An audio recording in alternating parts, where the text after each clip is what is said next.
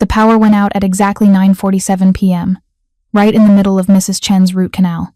I had my hands inside her mouth, my loupes magnifying the infected molar to 3 times its actual size, when every light in my tiny dental office went black. The whir of the suction unit died. The overhead lamp extinguished. Even the emergency backup system stayed dark, which meant this wasn't just a blown fuse. Preparing and narrating this type of story took us long efforts and hard work. So if you are enjoying the story, please consider subscribing to our channel. This was the 3rd blackout in Forest Park this month. The Chicago suburbs were crumbling, infrastructure failing, while the city poured money into downtown developments that didn't help anyone living paycheck to paycheck out here. Dr. Reese? Mrs. Chen's voice came muffled around the rubber dam still clamped in her mouth. It's okay. I kept my voice steady, professional, even as my heart rate kicked up. Just stay still for 1 second. I felt my way to the emergency flashlight I kept in every operatory, clicked it on, and carefully removed the instruments from her mouth. My hands didn't shake. Years of working in a solo practice had taught me to stay calm through equipment failures, medical emergencies, and the constant terror of operating on thin margins. I'm so sorry, Mrs. Chen. We'll need to reschedule to finish this properly. 20 minutes later, I'd gotten her rinsed, removed the rubber dam, sent her home with antibiotics and apologies. The building was still dark. My phone showed no messages from the power company, no estimated restoration time. I stood in my empty waiting room, flashlight beam cutting through shadows, and felt the familiar weight of exhaustion settle over my shoulders. 32 years old, drowning in student debt, running a practice that barely broke even most months. My landlord had already threatened to raise the rent. My equipment was older than most of my patients' children. And now this. The sound of breaking glass made me freeze. It came from the back alley, where I parked my decade-old Honda next to the dumpster. Not the sound of an accident. Deliberate. The crunch of someone forcing entry into something. I should have stayed inside. Should have called the police and let them handle whatever was happening in the alley behind my office. But the exhaustion had burned through into something sharper. Something that felt like anger at a world that kept taking and never giving anything back. I grabbed the flashlight and my keys, the small canister of pepper spray I kept in my purse, and walked toward the back door. If you're enjoying this story so far, don't forget to hit the like button and subscribe. Drop a comment telling me where in the world you're watching from. I love hearing from you. The alley was darker than my office, the flashlight beam barely penetrating the November fog that rolled off Lake Michigan. My breath came out invisible. Puffs. The temperature had dropped 20 degrees since sunset, winter announcing its arrival with typical Chicago brutality. Then, I saw him. He was collapsed against the brick wall next to my car, one hand pressed against his side where dark liquid seeped between his fingers. The other hand held a gun, loosely, like he'd forgotten it was there. His suit was expensive. I could tell even in the flashlight beam. Custom-tailored, probably cost more than I made in a month. Now it was shredded and soaked with blood. His head lifted as my light found him. Even in the shadows, I could see his face was striking. Sharp cheekbones, strong jaw, dark hair falling across his forehead, Mediterranean features, maybe Italian, and eyes that tracked my movement with predatory precision despite obvious blood loss. Don't come closer. His voice was rough, accented. Not threatening, just stating fact. Not safe. I should have run. Every instinct screamed to get back inside, lock the door, call 911, and let professionals handle this. But I'd spent the last decade of my life learning to read trauma, to assess damage, to understand the difference between survivable injuries and fatal ones. And this man was dying. How long have you been bleeding? I asked, already moving forward. Don't know. Hour, maybe 2. He tried to shift position, winced hard. You should go. They might come back. Who might come back? People who did this. His eyes closed briefly. Bad people. Worse than me. Are you bad? Something that might have been a smile crossed his face. Very. I crouched beside him, set the flashlight down angled to illuminate his torso, and gently moved his hand away from the wound. He hissed through his teeth but didn't pull away. The injury was a knife wound, not a gunshot. Deep, probably 4 inches long, slicing through his side just above his hip. Blood flow was steady but not arterial. He'd gotten lucky. You need a hospital. Can't. His hand caught my wrist, grip still, surprisingly strong. They'll find me there. Hospital records, police reports. I'll be dead by morning. You'll be dead by morning anyway if this isn't treated. Then I die in an alley instead of an operating table. At least it's honest. I looked at him, really looked, past the expensive suit and the gun and the blood. He couldn't have been much older than me, maybe 35. Young enough that dying in an alley felt like a waste. Old enough that he'd clearly made choices leading to this moment. I'm a dentist, I heard myself say. Not a surgeon. But I can stitch wounds, stop bleeding, keep you alive through the night. Why would you do that? Good question. I asked myself the same thing even as I stood, made my decision. Because I took an oath, and because it's freezing out here, and you're bleeding on my parking spot. I held out my hand. Can you walk? He studied me for a long moment, those dark eyes assessing, calculating. Then he took my hand and let me help him stand. He was heavier than he looked, all muscle beneath the ruined suit. Tall, maybe 6'2", built like someone who spent serious time in a gym. We made it through the back door into my office, his weight growing heavier with each step. I got him into operatory 2, the one with the best light situation when the power was out, and helped him onto the dental chair. This is going to hurt, I warned, already moving to gather supplies. I don't have proper anesthesia for this kind of injury. Had worse. But his jaw was clenched tight enough I could see the muscle jumping. I worked by flashlight and the emergency LED strips I kept charged for exactly this kind of situation. Carefully cut away his shirt, revealing the full extent of the damage. The knife had gone deep but clean, missing anything vital by what looked like less than an inch. Lucky didn't begin to cover it. "What's your name?" I asked, starting to clean the wound. He was silent so long I thought he wouldn't answer. Then, "Marco." "Marco what?" "Just Marco." "What's yours?" "Dr. Reese." "Elena Reese." Elena. The way he said it, careful and deliberate, made something flutter in my chest that I firmly ignored. "You do this often? Save bleeding criminals in your dental office?" "You're my first. Try not to make it a habit." I irrigated the wound, watching his face for signs of shock. His color was bad, pale beneath olive skin tone, but he stayed conscious, focused on my face with an intensity that should have been unnerving but somehow wasn't. "I need to close this," I said, "but I don't have surgical sutures here, so don't close it. It's too deep. You'll keep bleeding, risk infection. It needs to be closed." I thought fast, looking around my operatory at the limited supplies available. Then I saw it. The container of dental floss on my instrument tray. Unwaxed, strong, sterile when fresh from the package. Marco followed my gaze. "You're joking. Do you have a better idea? Hospital seems better. Hospital gets you killed, according to you." I pulled out a fresh container, broke the seal. "This is medical-grade nylon, basically the same material as surgical sutures, just thicker. It'll hold." "You've done this before?" "No, but I've stitched up plenty of soft tissue in mouths. Can't be that different." His laugh was rough, disbelieving. "You're insane." "Probably. Hold still." I worked carefully, methodically, the same way I approached every procedure. My hands were steady despite the surreal nature of the situation. Layer by layer, I closed the wound using dental floss and the suturing techniques I'd perfected on gum tissue. It wasn't pretty, but it would hold. Marco didn't make a sound the entire time, just watched me work with those dark, assessing eyes. When I finally tied off the last stitch and covered everything with gauze and medical tape, his hand caught mine. "Thank you. Simple, sincere. You didn't have to do this. Had to do something. Couldn't just let you bleed out in my parking lot." I checked his pulse, timing it against my watch.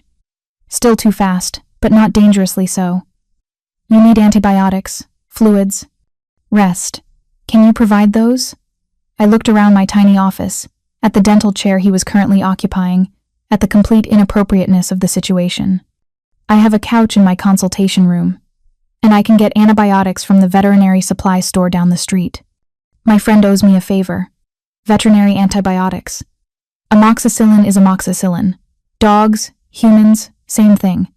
I met his eyes. "Unless you'd prefer to take your chances back in the alley?" "The couch sounds perfect." Getting him moved was harder than the stitching. He'd lost enough blood that his legs weren't entirely cooperative. We made it eventually, him leaning heavily on my shoulder, me supporting more weight than I should be able to manage.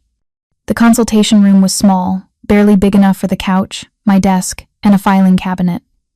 But it was warm, private, and had a door that locked. I got him settled, covered him with the emergency blanket I kept in my earthquake kit, and stepped back to assess. He looked worse under the better lighting.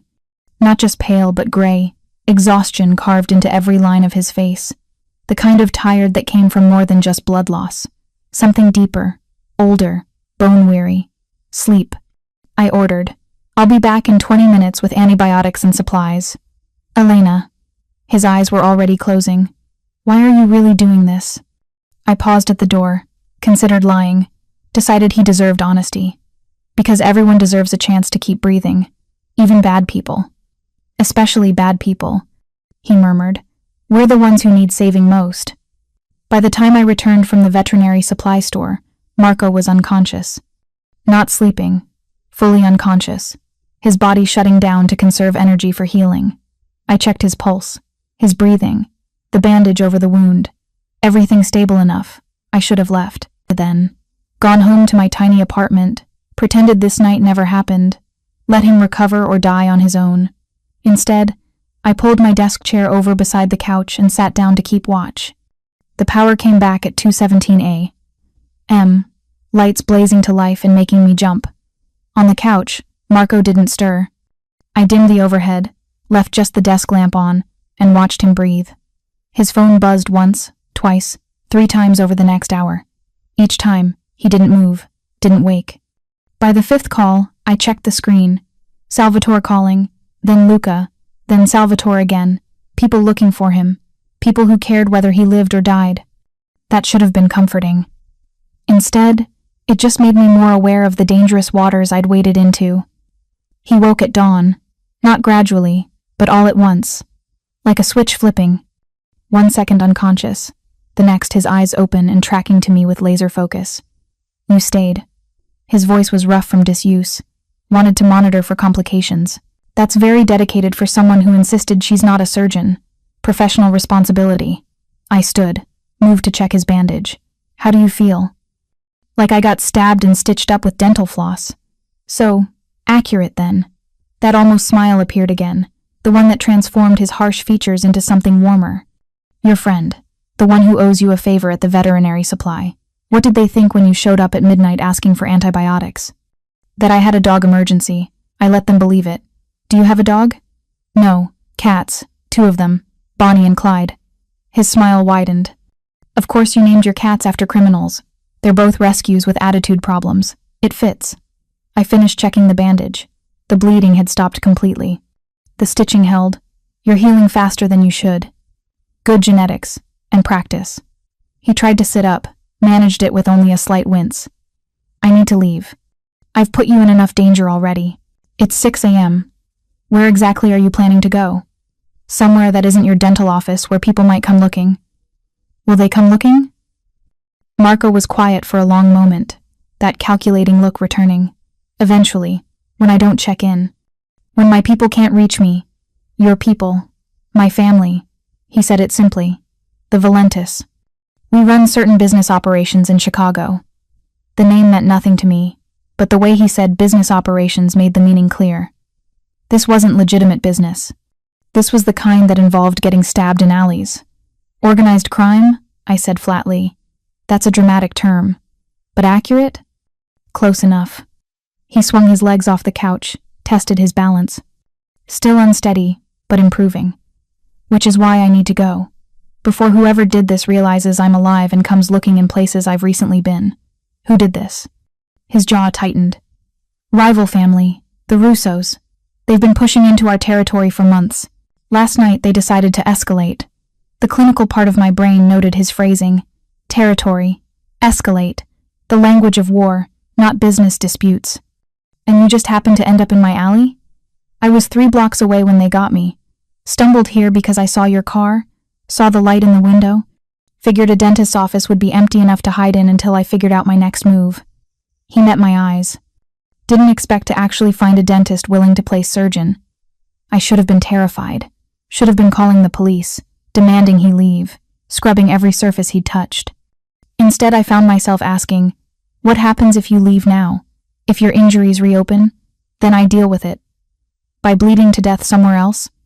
By not making it your problem anymore. We stared at each other across my tiny consultation room. Outside, Chicago was waking up. Traffic sounds beginning, first light turning the fog golden. My first patient was scheduled for 9 a.m. In 3 hours, I needed this space back. I needed my practice to appear completely normal. My apartment is 2 blocks from here, I heard myself say. Small, but private. You could recover there for a day, maybe 2, until you're strong enough to actually go somewhere without collapsing. Why would you do that? Because I didn't spend 3 hours stitching you up with dental floss just to have you tear it all open walking out my door. Something shifted in his expression. Not quite trust, but maybe the beginning of it. Elena, you don't know what you're offering. The danger you'd be putting yourself in. Then explain it to me. Make me understand. Marco stood carefully, moved to the window, looked out at the street below. When he spoke, his voice was different. Quieter. More honest. My family has controlled the western suburbs for 40 years. Gambling, protection, some import-export through the ports. Nothing violent if we can help it. We have rules, codes. But the Russos, they're different. No money, no honor, allied with cartels that don't care about collateral damage. He turned back to face me. They want our territory, want me dead. And they're willing to hurt anyone connected to me to make it happen. And you think they'd hurt a dentist who stitched you up? I think they'd burn down your practice and everything you've built without a second thought if they knew you'd helped me. That's who they are. The weight of it settled over me like a physical thing. This wasn't adventure or excitement or breaking free from my mundane life. This was real danger. Real consequences. Real people who did real violence. But Marco was still standing there, swaying slightly, held upright by pure stubbornness and probably pain I couldn't even imagine. Still alive because I'd made a choice in an alley last night. 2 days, I said firmly. You recover at my apartment for 2 days. Then you leave and we never speak of this again. Elena, 2 days, Marco. After that, you're on your own. He studied my face, searching for something. Whatever he found must have satisfied him because he nodded slowly. 2 days. Then I disappear from your life completely. Neither of us believed it would be that simple. But we pretended anyway. Getting Marco from my office to my apartment without being seen required more creativity than the actual surgery had. I waited until 7:30, when enough people were on the streets that 2 figures wouldn't stand out, but early enough that my regular patients hadn't started arriving. Marco had changed into spare scrubs I kept for messy procedures, his ruined suit stuffed into a medical waste bag. He looked like a patient recovering from sedation, which wasn't far from the truth. Lean on me, I instructed. If anyone asks, you're my brother recovering from wisdom teeth extraction. I don't look anything like you. Different fathers. It's Chicago. No one's going to interrogate our family tree. We made it 2 blocks, without incident. My building was a converted factory, cheap rent because the neighborhood was transitioning between sketchy and gentrified. The landlord had made minimal improvements, which meant I had the whole 3rd floor to myself for what I'd pay for a studio downtown. The elevator was broken, naturally. We climbed 3 flights with Marco leaning heavily on my shoulder, his breathing getting rougher with each step. By the time we reached my door, sweat had broken out across his forehead despite the November cold. Almost there, I encouraged, fumbling with my keys. Just a few more steps. Inside, my apartment was exactly as I'd left it yesterday morning. Small, cluttered with dental journals and student loan statements, but clean. Bonnie and Clyde materialized from wherever they'd been sleeping, took one look at Marco, and decided he was acceptable. Bonnie, the calico, immediately wound around his legs. Traitor, I muttered, guiding Marco to my couch. You hissed at my last. Date for 20 minutes. Maybe she has good instincts about who's dangerous. Marco lowered himself carefully onto the cushions, his hand automatically going to his side where the dental floss sutures held. If she had good instincts, she'd be hissing at you. I grabbed pillows, a blanket, the first aid supplies I'd brought from the office. Lie down. Let me check the wound. He complied without argument, which told me more about his condition than words would. The Marco from last night would have protested, maintained that dangerous edge of control. This Marco was finally admitting he was hurt.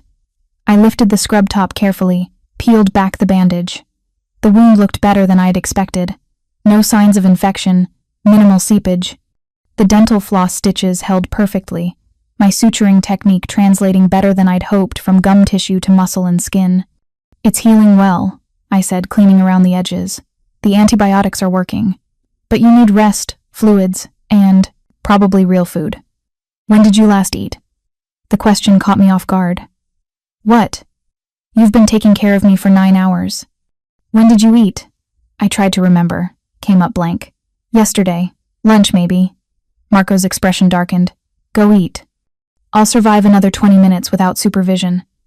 "I need to... Elena." His hand caught my wrist, gentle but firm. "Go. Take care of yourself." "I'm not going anywhere." I wanted to argue, but my stomach chose that moment to growl audibly. Marco's almost smile appeared. "See? Even your body is telling you to listen to me." In my kitchen, I made eggs and toast for both of us, extra for him since his body needed fuel to heal. While I cooked, I called my office manager, Jessica, and told her I needed to close for the day. Emergency. She didn't ask questions, just agreed to reschedule appointments and handle Mrs. Chen's follow-up. When I returned with food, Marco was on his phone, speaking rapid Italian in a low voice. He switched into English when he saw me. "Handle it. I'll check in tomorrow." "No, I'm secure." "Salvatore," I said, "I'll handle it." He hung up, took the plate I offered. "Thank you. Your family?" "My brother. He's worried." "Should he be?" Marco was quiet for a moment, eating mechanically like he'd forgotten what food tasted like. "Yes. The Russos don't leave loose ends. If they think I survived, they'll come looking." The weight of that statement settled over my tiny apartment. I sat in the armchair across from him, suddenly very aware of how thin my walls were, how many ways someone could enter this building, how utterly unprepared I was for real danger. "How will they find you?" "They won't. Not here." He set down his plate, met my eyes. "I've been careful. No trail, no connection between us. As long as I stay inside for 48 hours, let my people handle the fallout, you'll be safe. And after 48 hours? After that, I disappear. You go back to your life. We never happened." Something about the way he said it made my chest tighten. Just like that? Just like that. But his eyes told a different story. Something complicated. Something he wasn't saying.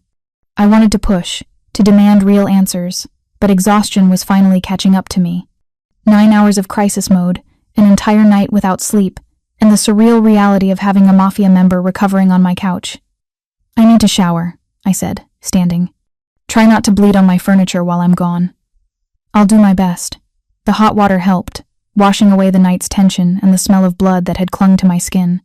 When I emerged 20 minutes later in clean clothes, hair still damp, Marco was asleep. Actually asleep this time, not unconscious. His breathing was even, his face finally relaxed from the constant tension of staying alert. I stood there watching him for longer than I should have, trying to reconcile the dangerous criminal with the man who'd asked when I'd last eaten. The person who'd gotten stabbed in whatever violent world he inhabited with the one who'd thanked me with devastating sincerity. My phone buzzed. Text from Jessica. Mrs. Patterson called. Her crown came loose again. Should I schedule her for Monday? Normal life, continuing without me. Dental emergencies and loose crowns and the mundane reality I'd built over 10 years of student loans and 80-hour weeks. That life felt very far away right now. I typed back, "Yes, Monday afternoon. Thanks." Then I curled up in my armchair with a blanket, Clyde immediately claiming my lap, and let myself drift into uneasy sleep while a stranger bled dental floss stitches on my couch. I woke to the smell of coffee and the sound of someone moving in my kitchen.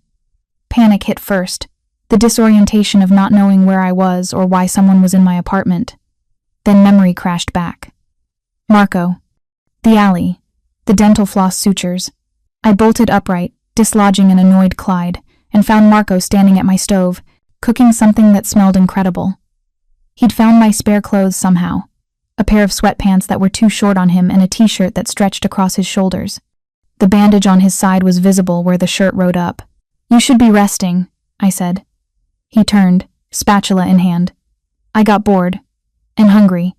Hope you don't mind me raiding your kitchen. You were stabbed 12 hours ago, 13 hours. And I've had worse." He plated what looked like an omelet. Perfectly folded, restaurant quality. Sit. Eat. Then you can yell at me for not following doctor's orders. I sat, more because my legs were unsteady than because he'd commanded it. The omelet was perfect. Herbs I didn't even know I had. Cheese melted just right. I took a bite and nearly moaned. Where did you learn to cook like this? My nonna. She believed every person should know how to feed themselves properly. That depending on others for basic needs made you weak. He sat across from me with his own plate, moving carefully but not like someone at death's door. She was a very formidable woman. Was? She passed 3 years ago. Heart attack. Quick, painless, the way she would have wanted. Something flickered across his face. Grief, maybe, or memory.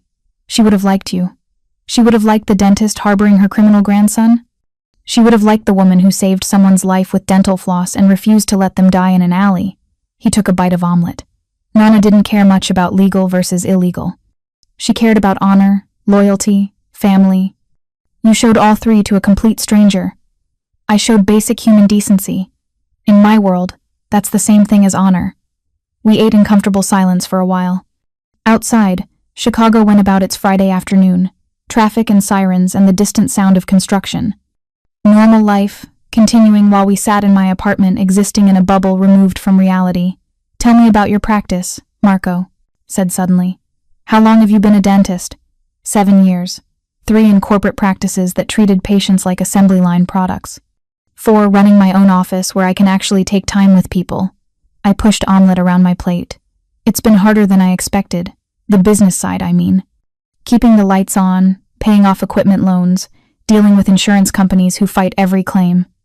But you love it. I do. Even when it's frustrating and exhausting and I'm not sure I'll make rent. I love fixing things that are broken, helping people who are in pain. I met his eyes. Even when those people are stabbed criminals in my alley.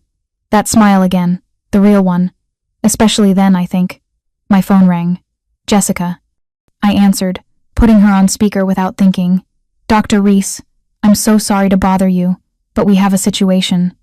My stomach dropped. What kind of situation? There are men here, at the office. They're asking about last night, whether anyone came by, whether you treated anyone after hours. Her voice was tight with stress.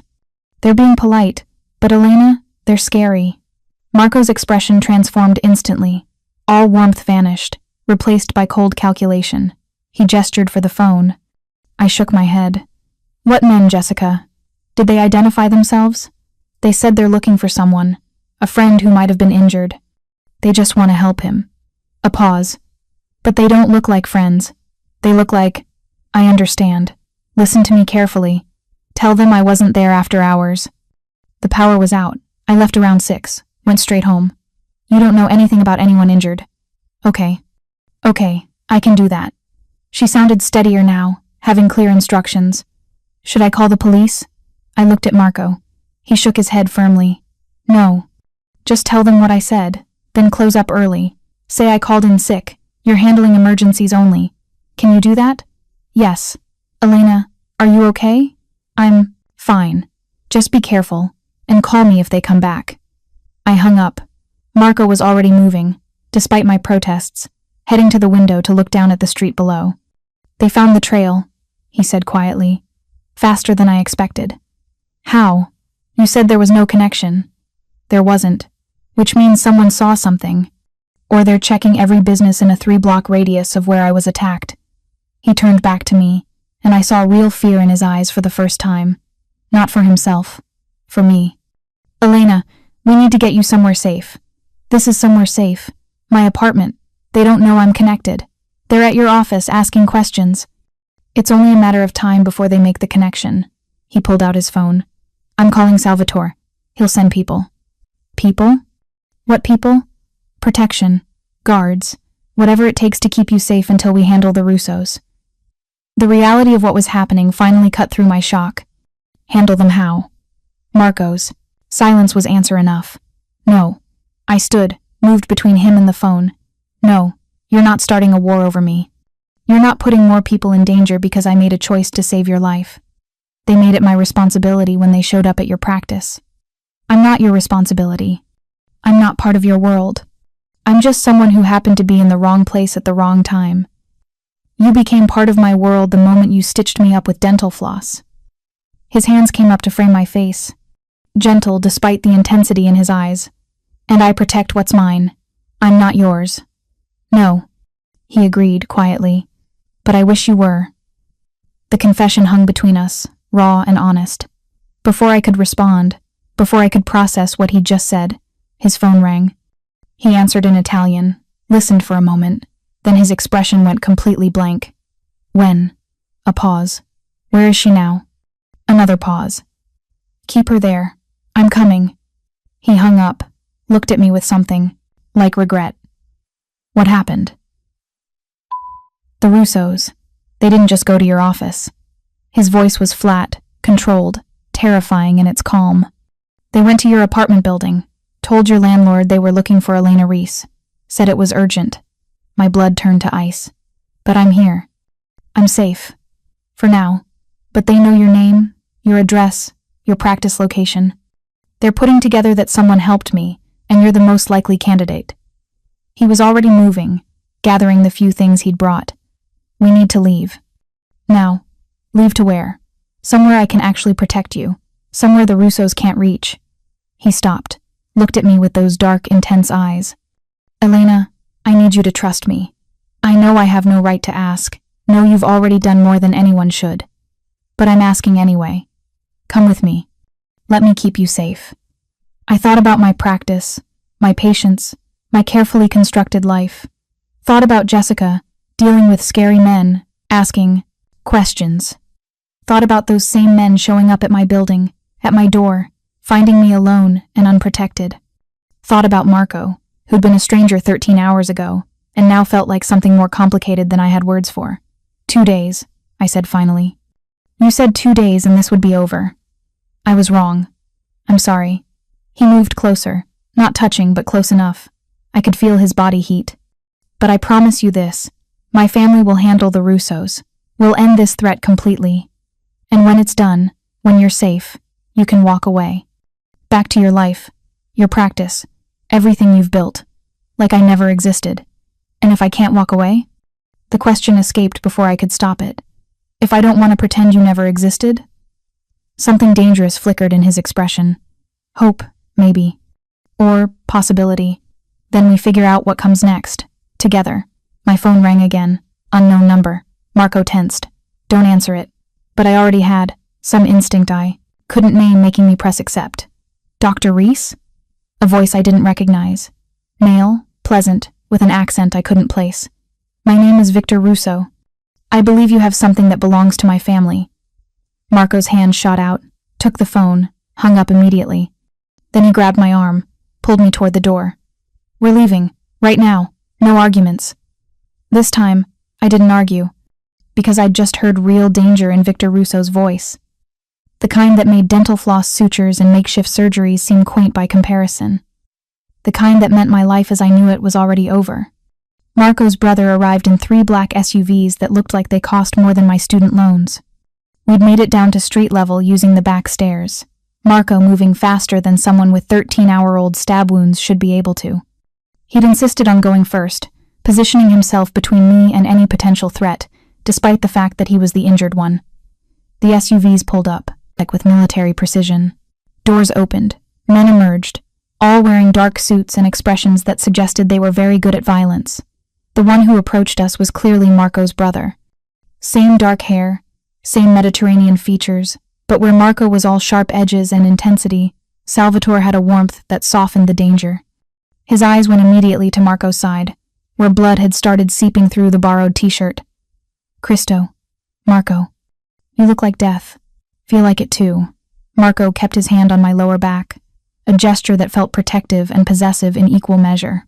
"Salvatore, this is Dr. Elena Reese. She saved my life. Now the Russos know about her." Salvatore's expression hardened. "Victor called her 30 seconds ago. Then we need to move. They'll have people watching her building, her practice, anywhere she might go." He looked at me, and I saw genuine apology in his eyes. "Dr. Reese, I'm sorry you've been pulled into this. My brother has a talent for complicating things." "She has a name," Marco said sharply, Use it. Elena, then. Salvatore gestured to the middle SUV. Please. We'll take you somewhere safe while we deal with this situation. Deal with it how? The brothers exchanged glances, some silent communication passing between them. The Russos crossed a line, Salvatore said carefully. Threatening civilians, targeting someone who helped family. That's not how things work in our world. There are rules, codes. They violated all of them. So you're going to kill them. We're going to remind them why our family has controlled this territory for 40 years. Not a yes, but not a no either. A careful political answer that told me everything. I should have run. Should have demanded they take me to the police, to federal agents, to anyone who operated within the law. Instead, I found myself asking, where are you taking me? Our family compound, 30 minutes outside the city, completely secure, impossible to approach without us knowing. Marco guided me toward the SUV, his hand never leaving my back. You'll have your own space, anything you need, and you'll be protected by the best security money can buy. For how long? Until the Russos are no longer a threat, which could mean days, or weeks, or forever. I looked at my apartment building, at the life I'd built over 10 years of grinding work and student debt and late nights. Looked at Jessica, probably still dealing with scary men at my practice. Looked at Marco, who'd been a dying stranger in an alley, and now felt like something I couldn't name but didn't want to lose. Okay, I said quietly, but I need to make calls. Tell people something so they don't report me missing. We'll handle it, Salvatore promised. Give us the details. We'll create a cover story. Sudden family emergency, going out of town for a week. Your office manager will reschedule patients. Your landlord will know you're away. It'll all look completely normal. Nothing about this is normal. No, Marco agreed, helping me into the SUV. But we'll protect you anyway. The drive to the compound was surreal. Marco sat beside me, his brother in the front, 2 other men flanking us in the other vehicles. Everyone was armed. I could see the shape of weapons beneath suit jackets, the way they constantly scanned surroundings, the military precision of their movements. Marco's hand found mine in the darkness of the SUV. Squeezed once. I'm sorry, he said quietly, so only I could hear. I should have died in that alley. Should have spared you all of this. Don't say that. It's true. You saved someone who brought danger to your door. That's not fair to you. I thought about the choice I'd made, the moment in the alley when I could have walked away. Could have called 911 and let professionals handle it, let Marco live or die without my involvement. I don't regret saving you, I said finally. I regret that the world is dangerous enough that saving someone's life has consequences. But I don't regret the choice itself. He lifted our joined hands, pressed a kiss to my knuckles. The gesture was so unexpected, so gentle, that I felt something crack open in my chest. Then I'll spend however long I have making sure you never regret it. The compound appeared suddenly, gates opening to reveal a property that looked like it belonged in a movie. Modern mansion, all glass and stone and clean lines, surrounded by perfectly manicured grounds. Security was everywhere but subtle, cameras hidden in landscaping, motion sensors disguised as garden lights. Welcome, Salvatore said as we pulled up to the main house. To the one place in Chicago the Russos can't touch. Inside was even more impressive. Original art, furniture that probably cost more than my car, spaces designed with the kind of money I couldn't even conceptualize. A woman appeared from somewhere, dark hair pulled back in a severe ponytail, wearing tailored slacks and a silk blouse that screamed expensive taste. This is Lucia, Marco said, my sister. She handles the legal side of family business. Lucia's eyes went immediately to the blood seeping through Marco's shirt. You need medical attention. Real medical attention. Not whatever field medicine got you this far. I had excellent care. Marco's hand tightened on mine. Elena stitched me up with dental floss. It held perfectly. Lucia's eyebrows rose. Dental floss? She's a dentist. She worked with what she had. Pride colored his voice. Did a better job than half the surgeons I've seen. Still, you need proper examination, antibiotics, wound care. She turned to me, that assessing look I'd seen from Marco. Dr. Reese, I've prepared a guest suite on the 2nd floor. You'll have privacy, anything you need.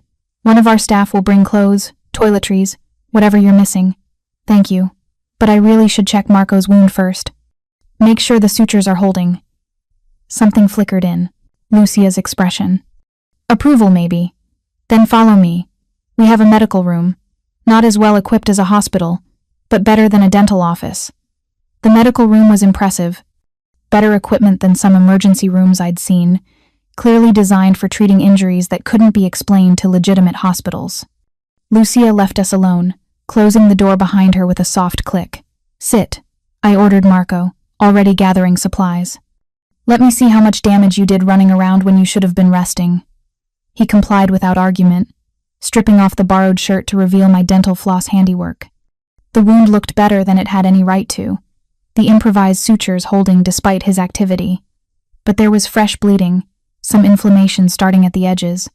You're lucky, I said, cleaning around the wound. Another few hours of this and you would have needed real surgery. I had real surgery, from the best dentist in Chicago. I'm the only dentist in Chicago who would have done this. Exactly, the best. His hand caught my wrist, stilling my movements. Elena, thank you, for everything. For saving me, for coming here, for not running when you had every reason to. You didn't give me much choice about the last part. I would have found you another option if you'd asked. Federal protection, witness relocation, anything but involving you in my world. His dark eyes held mine. But I'm selfish enough to be grateful you're here. The honesty of it, the vulnerability beneath the dangerous exterior, made my breath catch. Marco. The door burst open. Salvatore stood there, phone in hand, expression grim. We have a problem. The Russos just hit our warehouse in Gary. 3 men dead, 2 injured. They're declaring open war. Marco was on his feet instantly. All traces of injury vanished beneath cold calculation. Victor, leading it himself, says he'll burn down everything we control until we hand over whoever helped you. Until they hand over me, he meant.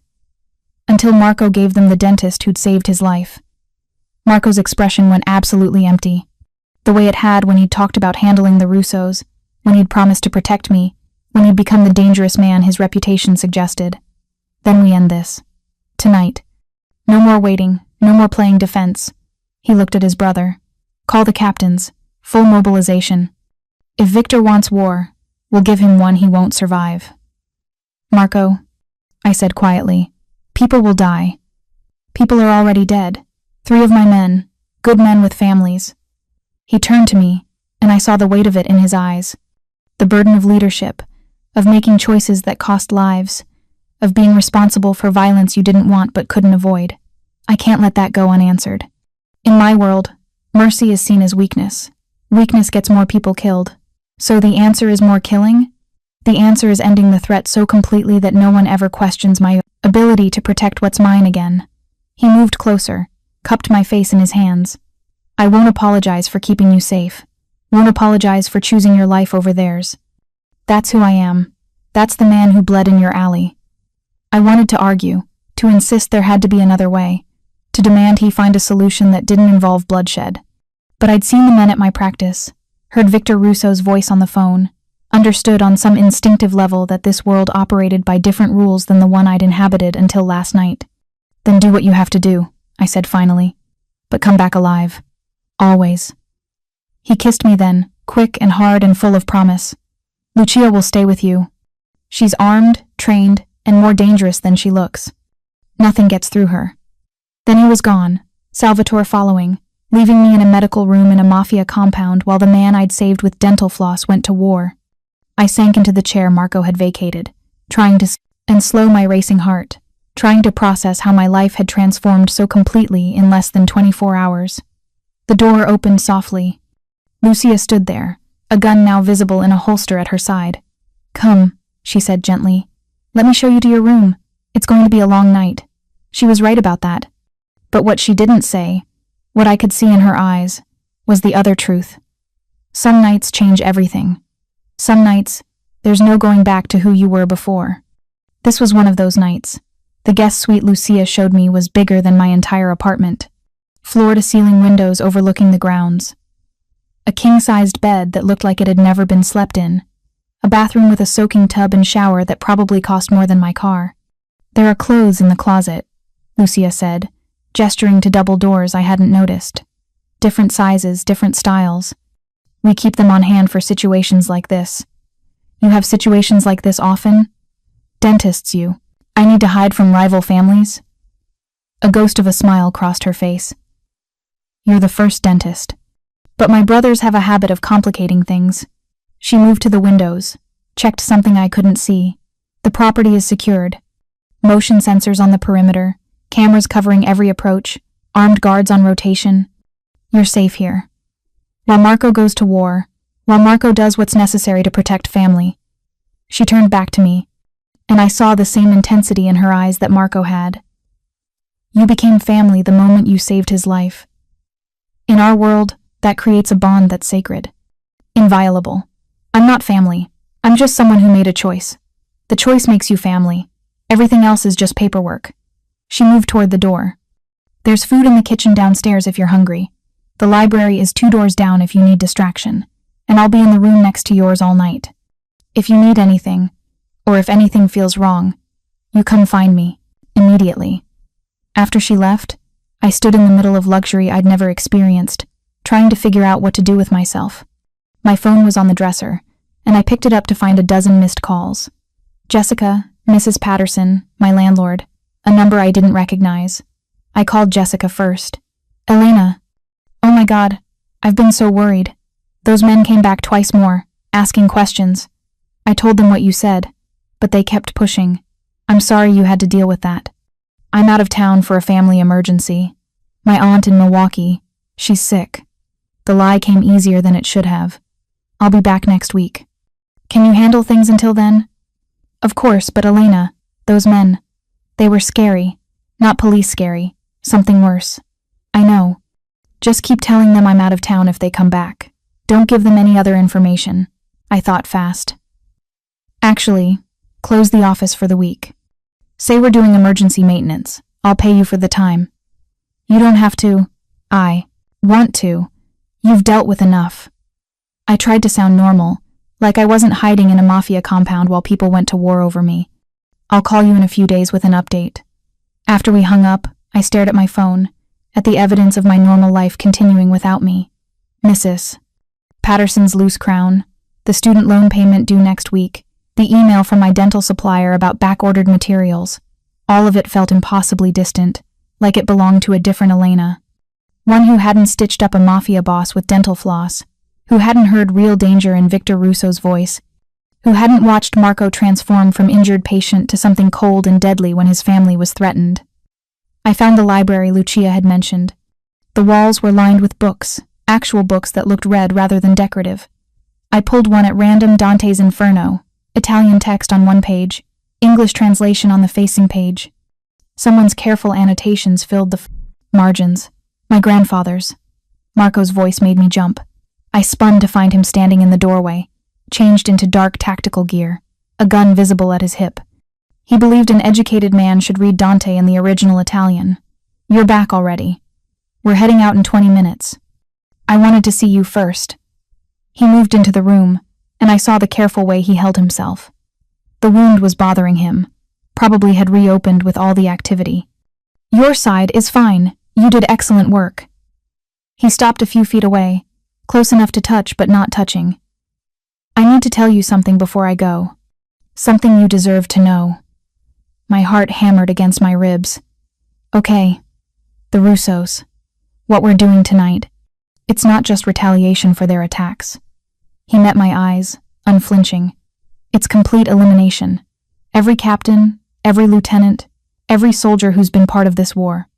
By tomorrow morning, the Russo family will cease to exist in Chicago. The clinical description of mass violence should have horrified me, should have sent me running. Instead, I just felt cold. How many people? Does it matter? Yes. It matters that I know what's happening because of me. This isn't because of you. This is because Victor Russo decided that threatening civilians, targeting people outside the business, was an acceptable strategy. His jaw tightened. He made a choice. I'm just delivering consequences. People will die, Marco. Maybe dozens of people. People who chose this life knowing the risks. Who signed up for violence and territory wars and the possibility of exactly this ending. He moved closer, his hand coming up to cup my face. I won't let guilt for their choices stop me from protecting you. From protecting my family. That's not who I am. I should have argued. Should have insisted there had to be another way. Some solution that didn't involve bodies and blood and the complete destruction of an entire organization. But I'd heard Victor's voice, had seen the fear in Jessica's eyes, understood on some level that this world operated by rules I didn't fully comprehend. Will you be safe? I asked instead. You're still healing, still injured. I have 20 of my best men, Salvatore leading half, me leading the other half. We know their locations, their security, their weak points. His thumb traced my cheekbone. I'll be safe. I promise. Don't make promises you can't keep. I never do. He leaned down, pressed his forehead to mine. When I come back, when this is over, we need to talk. About what happens next. About what this, he gestured between us. What this could be if you're willing. Marco, I know it's fast. Know you barely know me. Know I've dragged you into a nightmare and have no right to ask for anything more. His eyes held mine, vulnerable in ways that cracked something open in my chest. But I'm asking anyway. When this is done, when you're safe, give me a chance to show you who I am when I'm not fighting wars. Let me take you to dinner, cook you breakfast, read you Dante in Italian. Let me prove that I can be more than the dangerous criminal you found bleeding in an alley. The honesty of it, the raw vulnerability beneath his dangerous exterior, made my breath catch. What if I've already decided you're worth the chance? Something shifted in his expression. Hope, wonder, relief all mixed together. Then I'll spend every day earning that decision. He kissed me then, slow and deep and full of promise. Not the desperate kiss from before, but something that felt like beginning, like possibility. Like maybe, impossibly, this could work. When we broke apart, both breathing hard, he rested his forehead against mine again. I have to go. I know. Lucia will stay with you. She's the best protection you could have besides me. Marco. I caught his hand as he started to pull away. Come back to me. Whatever you have to do out there, whatever happens, just come. Back. Always. One more kiss, quick and fierce. Lock the door behind me. Don't open it for anyone except Lucia or me. Then he was gone, and I was alone in a library full of annotated Italian literature, waiting for a man I barely knew to finish a war that had started because I'd made a choice in an alley. The hours crawled by with agonizing slowness. Lucia brought food I couldn't eat, sat with me in silence that felt more comforting than conversation would have. Around midnight, her phone buzzed constantly. She'd check it, her expression remaining neutral, then tuck it away without comment. You can tell me, I said finally. Whatever's happening, I can handle it. She studied me for a long moment, then pulled out her phone, showed me a text from Salvatore. First location secure. No casualties our side. They're moving through the Russo operations systematically, she said quietly. Warehouses, gambling houses, fronts, giving everyone a choice. Walk away or fight. Most are, choosing to walk away. And the ones who aren't? Her silence was answer enough. More texts came through the night. Updates in coded language I couldn't fully decipher but understood the broad strokes of. Marco's team had cleared the south side locations. Salvatore's group was handling the west. The Russo leadership was barricaded in a warehouse by the docks, making their last stand. At 3:47 a.m., Lucia's phone rang instead of texting. She answered, listened for a moment, then said in Italian something I didn't understand. When she hung up, her expression had shifted. What happened? Victor Russo is dead. Marco killed him personally when he tried to negotiate using civilian hostages as leverage. She met my eyes. It's over, Elena. The war is done. Relief flooded through me so intense I felt dizzy. Marco's okay? On his way back now. He's fine. She stood, moved to the window. By tomorrow, this will look like a gang dispute that resolved itself. The police will file reports, make statements about criminal elements eliminating each other. Everything will go back to normal. Normal. The word felt strange. Is anything about this normal? For us? Yes. She turned back to me. My family has controlled this territory for 40 years by being strong enough to defend it and smart enough to make problems disappear quietly. Tonight was unusually loud, but the principle is the same. We protect what's ours. And I'm yours now? You saved Marco's life. In our world, that creates a bond stronger than blood. Her expression softened slightly. But more than that, I've watched my brother for the last 8 hours. The way he fought, the decisions he made, the risks he took. He was fighting for you, Elena. Not just territory or family honor. You. The weight of that settled over me. The idea that people had died, that an entire organization had been eliminated, because Marco Valenti had decided I was worth protecting. I never asked for any of this. No one ever asks for the life they get. They just decide what to do with it once it arrives. Lucia moved toward the door. He'll be here soon. You should probably clean up, look less like someone who spent the night terrified. But I was terrified. Just not of the violence or the danger or the impossible situation I'd found myself in. I was terrified of how much I cared about a man I'd known for barely 36 hours. Terrified of the way my heart had stopped when Lucia's phone rang. Terrified of the relief I'd felt knowing he was safe, alive, coming back to me. Terrified of the choice I could feel myself making, the one that would change everything. I heard the SUVs arrive just before 4:30 a. Heard voices in the entry hall, footsteps on marble floors, the sound of men debriefing after violence I didn't want to imagine in detail. Then Marco's voice, asking where I was. I met him at the door to the guest suite. He was covered in things I didn't want to identify, his tactical gear torn in, places, blood not his.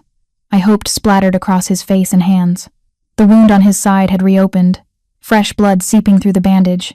You're hurt, I said, already moving toward him. It's nothing. I needed to see you first, needed to know you were okay. He caught me before I could start examining his injuries, pulled me against him despite the blood and dirt and evidence of violence. Cristo, Elena. I spent the whole night terrified something would go wrong, that somehow they'd get through our defenses, that I'd come back to find you. I'm fine. I'm here. I held him tight, feeling his heart racing against my chest. You kept your promise. You came back. Always. He pulled back just enough to look at me, his hands framing my face. It's done. Victor is dead. His captains scattered or eliminated. His soldiers given the choice to leave Chicago or swear loyalty to my family. The threat is over. What does that mean for me? It means you're safe. Means you can go. Back to your life if you want. Your practice. Your apartment. Your normal existence without criminals bleeding on your furniture. His thumbs traced my cheekbones. Or you stay. Not here in the compound, but in my life. Let me take you on actual dates. Cook you actual meals. Show you who I am when I'm not fighting wars. His eyes held mine, vulnerable and hopeful, and terrified in equal measure. I know it's insane. Know we barely know each other. Know I have no right to ask after dragging you into this nightmare. But I'm asking anyway. I thought about my life before 36 hours ago. The loneliness I'd filled with work and student debt and cats named after criminals. The careful, safe existence I'd constructed where nothing bad could happen because nothing much happened at all. Thought about Marco bleeding in my alley, trusting me with his life when he had no reason to. About the way he'd cooked me eggs and quoted Dante and promised to keep me safe. About the man, beneath the danger, who wanted to be better than his circumstances. I have conditions, I said. His expression shifted to something like hope. Name them. No more secrets. If there's danger, you tell me. If there's trouble coming, you warn me. Partnership or nothing. Done. I keep my practice. Keep treating my patients. Keep the life I built before you crashed into it. Never wanted you to give it up. And when things get violent, when you have to do things you don't want me to see, you come home to me anyway. You don't hide that part of yourself, and you don't shut me out. He pulled me closer, if that was even possible. You're sure? You understand what you're signing up for? The danger that might always exist, the looking over shoulders, the complicated reality of loving someone in my world. I understand I found someone worth the risk. I reached up, touched his face, feeling the stubble and dried blood and warmth of him alive and whole. I understand that you offered me everything in my life and half your territory to keep me safe. That you went to war for a dentist you barely knew because she saved your life with dental floss. That's not nothing, Marco. That's everything. Elena, I choose you, I said simply. Danger and complications and all of it. I choose this. I choose us. He kissed me like I was oxygen and he was drowning, desperate and grateful and full of promise. When we finally broke apart, both breathing hard, he rested his forehead against mine. You need medical attention, I said. Real medical attention for that wound. I need a shower and sleep and to hold you until I believe this is real. Shower first.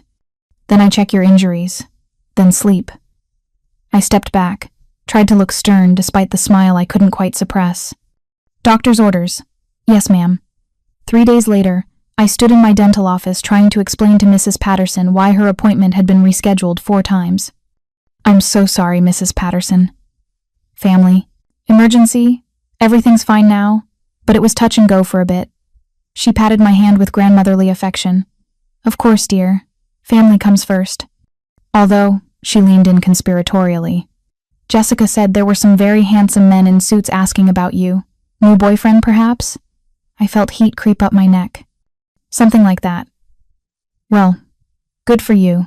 You work too hard. Nice to see you making time for romance. If she only knew what that romance entailed. Marco had insisted on security following me to and from work, discreet but present. 2 men in a car across the street, watching, making sure no remnants of the Russo organization decided to try something stupid. It's overkill. I'd protested that morning over coffee in Marco's kitchen. I'd been staying at the compound, unable to quite make myself go back to my empty apartment. It's necessary, he'd countered, pulling me close.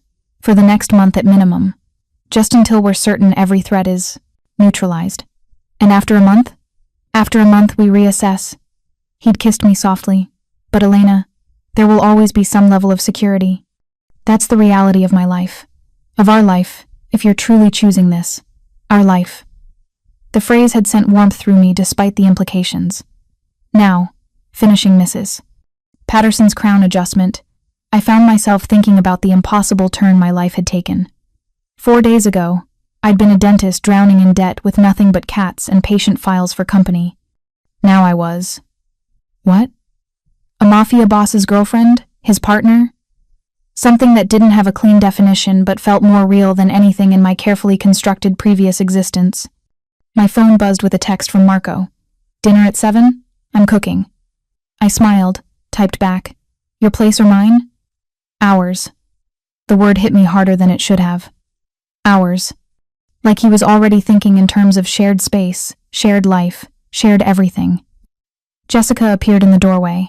You're 3. O'clock cancelled. You're free for the afternoon if you want to leave early. You're sure? Positive. Go see your mysterious boyfriend and his very attractive security detail. She grinned. But I want details eventually. Real details about where you met and what he does, and why he can afford men in $1,000 suits watching your office. Eventually, I promised, already gathering my things. Marco's apartment, the one he actually lived in, not the compound he used for family business, was in a renovated building in Lincoln Park. Tasteful, expensive, but not ostentatious. The kind of place that said money without screaming it. He answered the door in jeans and a t-shirt, looking nothing like the dangerous man who'd eliminated an entire organization days ago, and everything like someone I could imagine building a life with. You're early, he said, pulling me inside. Dinner won't be ready for another hour. Jessica sent me home. Apparently, having mysterious security details makes people gossip. Should I call them off? And worry about me every second I'm out of your sight? No. I leaned up to kiss him. I'll deal with the gossip. The kitchen smelled incredible. Something Italian, probably his grandmother's recipe, simmering on the stove. I hopped up on the counter while he worked, and for a moment, it felt completely normal, like we were just 2 people figuring out a relationship, not a dentist and a criminal trying to bridge impossible worlds. I've been thinking, Marco said, stirring sauce with practiced ease, about what happens next. Long term. My heart kicked up. Okay. I'm working on an exit strategy. From the family business, I mean. He set down the spoon, turned to face me. Salvatore wants to take over operations. He's better at the political side anyway, better at maintaining relationships with the other families. Lucia handles all the legal operations. Between them, they don't need me. Marco, let me finish. He moved to stand, in between my legs, his hands on my hips. I've been running this family since I was 24.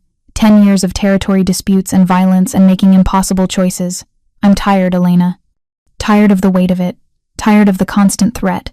Tired of being the person who has to authorize violence to keep peace. What are you saying? I'm saying I want out. Want to transition to legitimate business, let my siblings handle the complicated parts, build something different. His eyes held mine. With you. If you'll have me. The enormity of what he was offering hit me.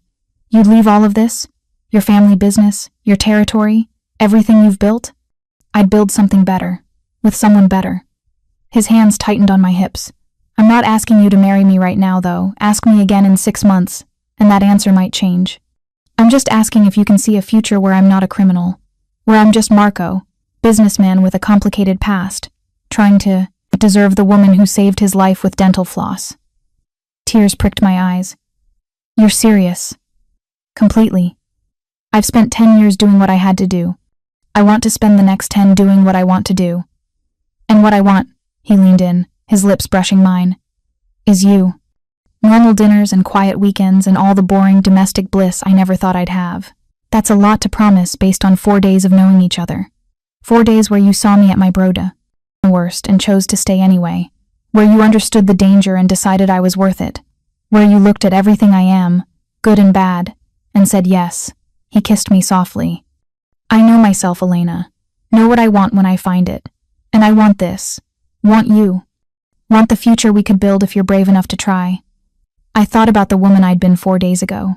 Safe, lonely, going through motions without really living. Thought about the choice I'd made in an alley. The decision to save a stranger that had changed everything. Thought about Marco, who'd been shot and stabbed and hunted, who'd offered me freedom even when he wanted me to stay, who was promising to walk away from his empire for a chance at something real. I'm brave enough, I whispered. But Marco, if you're doing this, you're doing it for yourself. Not for me. You have to want this life for you, not because you think it's what I need. I want it for both of us. His forehead pressed to mine. Want to wake up next to you without wondering if today's the day someone comes for me. Want to introduce you to people as my girlfriend without worrying about making you a target. Want normal and boring and safe in ways I've never had. Normal is overrated, says the woman who stitched up a Mafia boss with dental floss. I laughed despite the tears. Fair point. So? His hands framed my face, thumbs wiping away the moisture. Is that a yes? Will you let me try to build something different? Let me prove I can be more than the dangerous criminal who crashed into your life? Instead of answering with words, I kissed him. Deep and slow and full of promise, tasting possibility and future, and the insane decision to build a life with someone I'd known less than a week, but felt like I'd been waiting for forever. When we broke apart, both breathing hard, Marco smiled. That real smile that transformed his entire face. I'm taking that as a yes. Take it as a, we'll figure this out together. I pulled him closer. Take it as a, I'm terrified but choosing this anyway. Take it as you love me, he finished softly. Even if it's too soon to say it. Is it too soon? Probably, but I'm saying it anyway. His eyes held mine, vulnerable and certain simultaneously. I love you, Elena Reese. Love your courage and your kindness, and the way you chose to save my life when you should have run. Love that you're here despite every rational reason to leave. Love that you're brave enough to try this with me. My throat tightened with emotion. I love you too, even though it's insane, even though we barely know each other, even though, he kissed me quiet, even though nothing. We know enough. The rest we'll figure out together. 6 months later, I stood in Marco's kitchen, our kitchen, technically. Since I'd moved most of my things in 3 months ago, watching him cook breakfast while trying to remember my life before him. It felt impossible. Like the lonely dentist who'd found a bleeding stranger had been someone else entirely. A different Elena in a different life that didn't include waking up to home-cooked meals and lazy Sunday mornings and a man who looked at me like I was everything. You're staring again, Marco said without turning around. Appreciating. There's a difference. Appreciating my cooking skills or my general attractiveness? Both. Definitely both. He plated eggs perfectly, brought them to the small table by the window where we'd started having breakfast every happy hand. In the morning he wasn't traveling for business. Legitimate business now. He'd officially transferred operations to Salvatore 2 months ago, staying on as an advisor but stepping back from daily involvement. The transition hadn't been seamless. There were still people who called his phone at odd hours, still situations that required his input, still moments when I saw the weight of his former life in his eyes. But he was trying.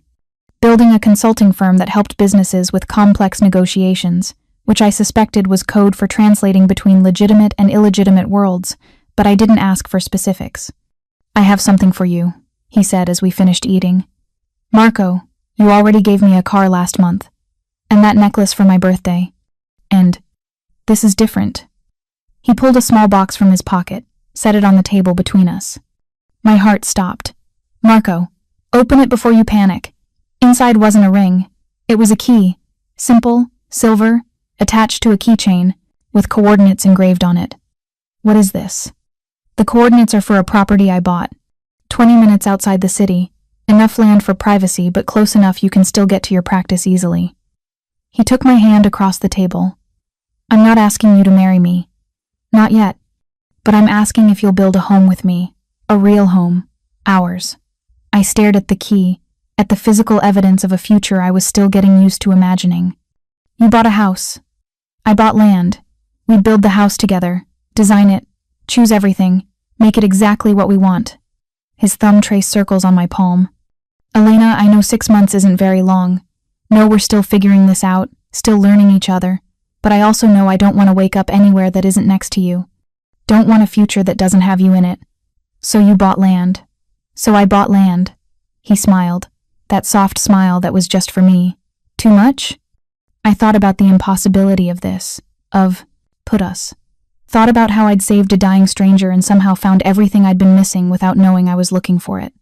Thought about Marco, who'd walked away from an empire to build something better, who cooked me breakfast and quoted Italian poetry, and loved me with an intensity that should have been terrifying but just felt right. "Show me the property," I said. His smile widened. "Now? Right now. I want to see where we're building our future." The land was perfect. Rolling hills, mature trees, enough space that the nearest neighbor was barely visible. We walked the property in comfortable silence, Marco pointing out potential building sites, asking what I envisioned, treating my opinions like they mattered as much as his. "Here," I said finally, stopping on a rise that overlooked the valley below. "Build it here, so we can watch sunsets and have coffee in the morning and remember that we chose this." "Chose what?" "Each other.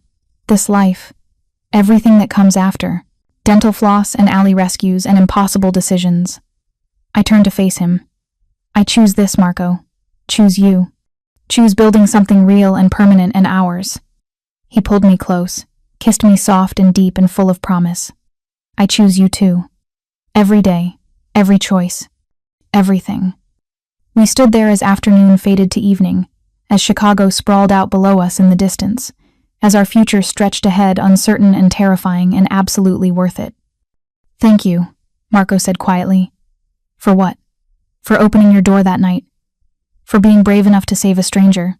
For choosing to stay when you had every reason to run." His arms tightened around me. "For seeing who I could be instead of just who I was. Thank you for being worth saving." We watched the sunset paint the sky in impossible colors. Two people who'd found each other in blood and chaos building something beautiful from the wreckage. My phone buzzed with a text from Jessica. Mrs. Patterson's crown came, loose again. "Want me to schedule her for Monday?" Normal life. Continuing. My practice thriving. My patients needing me. My carefully constructed world still intact despite everything that had changed. I typed back. "Monday afternoon works, thanks." Then I turned off my phone and leaned into Marco's warmth, choosing presence over the constant pull of work and responsibility and the life I used to hide in. "I love you," I said simply. "I love you too." He pressed a kiss to my temple. "Ready to go home?" "Which home? The apartment or the compound or this future house that doesn't exist yet? Whichever one has you in it. That's the only place that feels like home anymore." We walked back to his car, our car, since I'd started driving it as much as he did, hands linked, talking about floor plans and architecture and all the mundane details of building a life together. 6 months ago, I'd found a bleeding stranger in my alley. 4 days after that, I'd chosen to stay in his world despite the danger.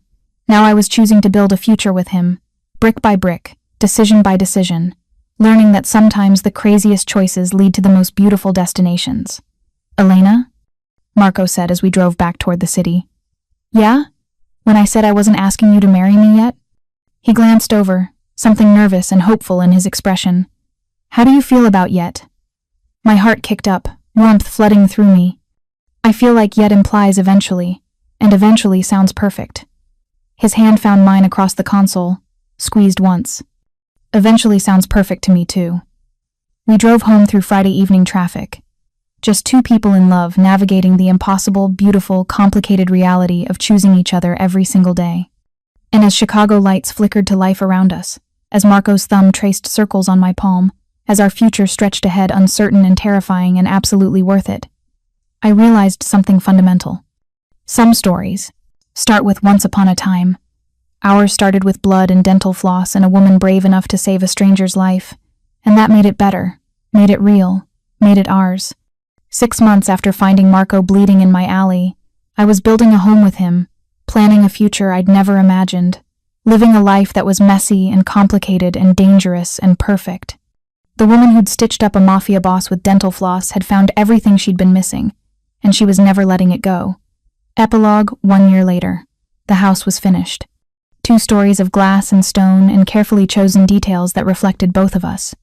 My office overlooking the garden where I could do paperwork between patients. Marco's study filled with his grandfather's books, and the Dante collection he'd been adding to. A kitchen big enough for his elaborate cooking experiments. Bedrooms for the future we were building toward. I stood on the back deck watching Marco and Salvatore argue about where to put the grill, Lucia rolling her eyes at both of them while directing the caterers, setting up for our housewarming party. "You look happy," Jessica said, appearing at my elbow with champagne. Really happy. The kind of happy I wasn't sure existed outside romance novels. "I am happy." I accepted the glass. "Terrifyingly happy." "Terrifying how?" "The kind where you realize how much you have to lose. How much your life has changed. How completely someone else has become necessary to your existence."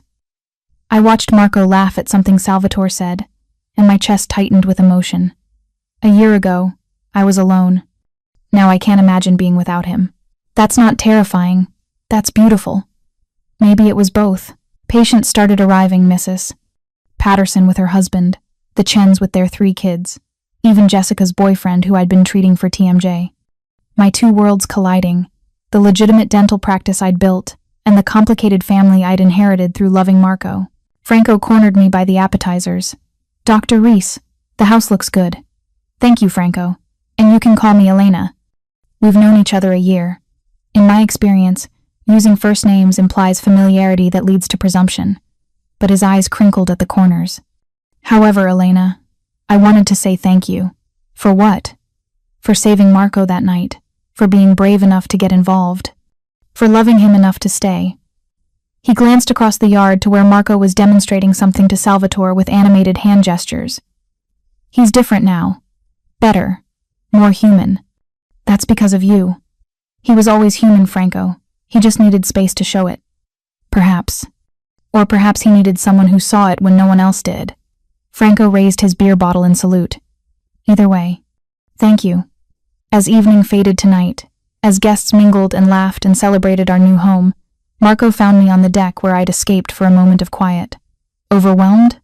he asked, pulling me against his side. "Happily overwhelmed. There's a difference. There usually is with you." He kissed my temple.